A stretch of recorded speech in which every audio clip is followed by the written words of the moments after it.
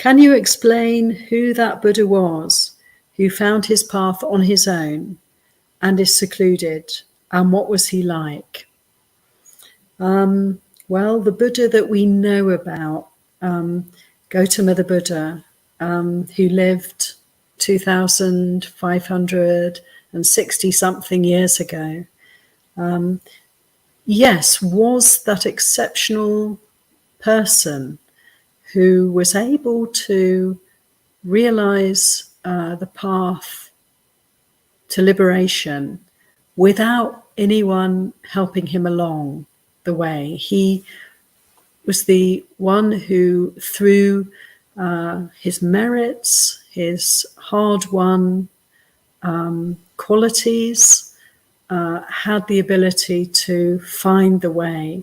He described the path as something that was always there, was always present, but it's like a path to a beautiful mansion that was neglected and allowed to overgrow to the point where it was no longer visible.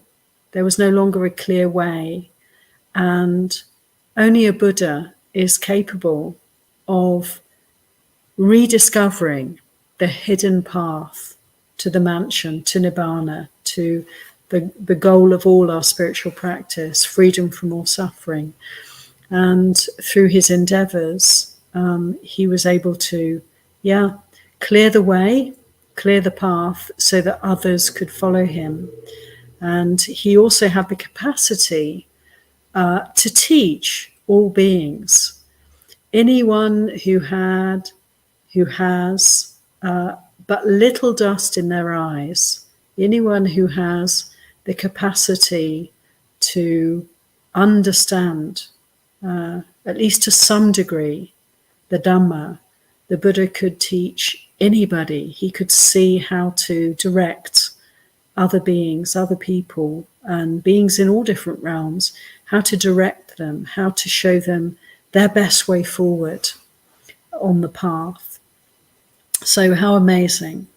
He could be secluded.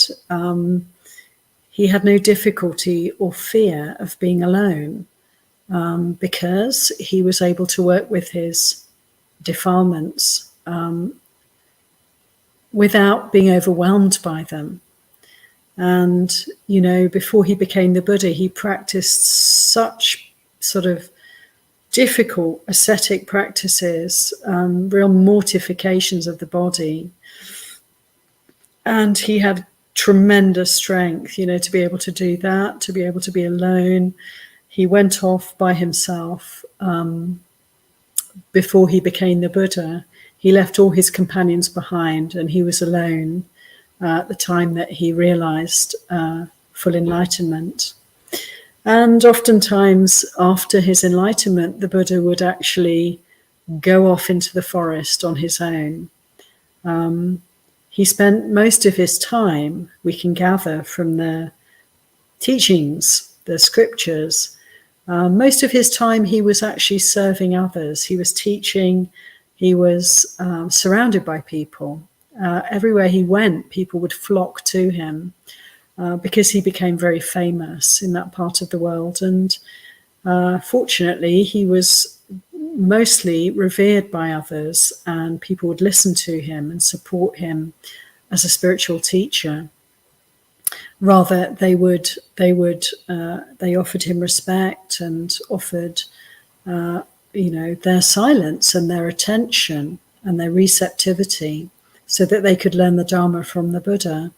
But occasionally there were times when he had difficult situations around him, perhaps disputes amongst very rarely, but occasionally disputes amongst the Sangha, or difficult conditions. And he would go just occasionally and have some time on his own.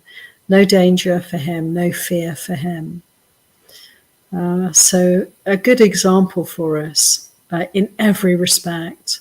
And it's really wonderful to learn about the life of the Buddha, to read about his journey he often talked about it to others and explained to them how he came to understand the path and to become fully enlightened. He would share his story, the story, with others as a way of inspiring and encouraging us. So there's plenty of material in the Pali Canon for us to glean, to recognize certain important milestones in the Buddha's life, and to understand from him the journey that he undertook from the time he left household life until he became the Buddha.